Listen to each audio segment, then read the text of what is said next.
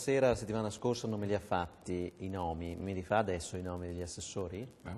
Fra qualche giorno li faremo, no? Abbiamo voglia di lavorare, siamo già scesi in campo, credo che fra pochi giorni potremo già presentare la squadra dell'esecutivo. Quel fazzoletto verde significa che si è già iscritto alla Lega? No, ancora no, significa che abbiamo reso onore a una coalizione, insomma, che è stata completamente, come dicevo prima, innovativa. Credo molto nella squadra, le do una misura, un successo incredibile perché siamo andati oltre il 60%, un successo incredibile, ma in Consiglio Comunale 6 consiglieri della Lega, 6 consiglieri della lista Astolini Sindaco. È un qualcosa di veramente equilibrato che fa capire cosa vuol dire il significato di squadra e soprattutto credo che Mogliano abbia pagato questa novità. Io sarò sempre, come sa bene lei Domenico, il sindaco, ci tengo a dirlo, non è uno slogan, il sindaco di tutti i cittadini. Cesare De Piccoli, a Mogliano, insomma, comune che lei conosce abbastanza bene, cosa è successo? Questa frammentazione, cioè non è un bel esempio del fare, del costruire insieme? Non è frammentazione, Giovanni sul piano personale mi congratulo della sua elezione. Però ecco, condivido quando ha detto che Mogliano diventerà un esempio, perché insomma, Giovanni è stato sindaco del centro-sinistra fino a ieri l'altro, adesso è sindaco di un altro schieramento, insomma, quindi non tutto è stato chiaro. Che poi a questo si debba dire che la motivazione di fondo è il Caracchiri del centro-sinistra, l'ho già detto prima, insomma, quindi anche qui è giusto che gli elettori non facciano sconti, gli elettori non devono fare sconti. A me piace quando gli elettori sono coscienti, vigili e quindi quando sbagli ti mandano a casa. Il centro-sinistra si è presentato diviso in 3, neanche in 2 e quindi raccoglie questo. Cosa succederà? Ecco, in questi momenti è giusto fare le dichiarazioni, chi vince ha ragione, chi perde ha torto. Sul fare si andrà a verificare. Io tengo sempre a precisare una cosa, ecco. Una volta eletto Azzolini è il sindaco, però tenga conto di una cosa.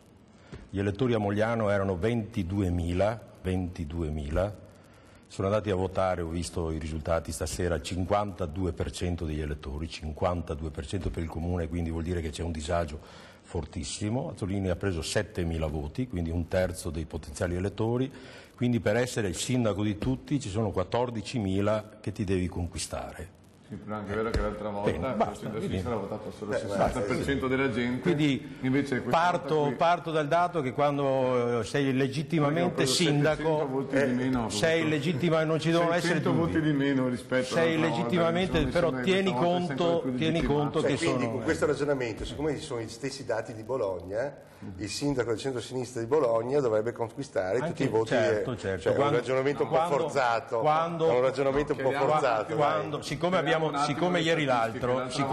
Siccome prima abbiamo parlato della scarsa affluenza, soprattutto per le province, il 45%, e quindi che non metti in discussione, qui voglio essere chiaro, non metti in discussione la legittimità del risultato elettorale. Quando però poi si aspira giustamente a rappresentare l'intera comunità, bisogna sapere. Dovranno conquistarla. Che bisogna conquistarla. Dovranno conquistarla. Volevo solo dire questo. Al primo turno dove aveva votato il 73% di elettori, lui aveva preso il 39-38%. Per cui era già legittimato. Non tolgo niente. 2 o 3 misure statistiche perché sono importanti. L'altra volta col centro-sinistra votò solamente qualcosa più del 60%, questa volta ben oltre il 70% al primo turno. E voti personali della coalizione questa volta 52% ha votato oltre ieri al ballottaggio, però i voti che abbiamo preso sono praticamente gli stessi, abbiamo preso circa 7.000 voti. Giovanni, se era una sfida decisiva per il comune di Mogliano, il 48% delle persone non è andato a votare. Quantomeno indica un profondo disagio. Ma scusate, generalmente non sono quelli del centrodestra che non vanno a votare. Io non faccio sti ragionamenti. Quindi in teoria molto probabilmente è rafforzativo. Adesso toccherà ai sindaci. Avete già capito quello che voglio dire? Molto semplice. No, io no, scusa, questa non l'ho proprio capita. Ho tantissimi amici che non sono andati a votare, ho detto beh tanto hai già vinto, ho detto no ragazzi andate a votare lo stesso, poi non sono andati, erano convinti che avevano dato il primo turno. Dotto e poi Gava. Se questa, scusa De Piccoli, se questa è una manovra per delegittimare i sindaci, mi sembra che sei fuori strada nel dire che comunque, allora voglio ricordarti che in tutta la storia dei ballottaggi sono sempre le percentuali sempre inferiori rispetto al primo turno, insomma, per 1000 motivi, questo è un dato, andiamo a analizzare, quindi Zanonato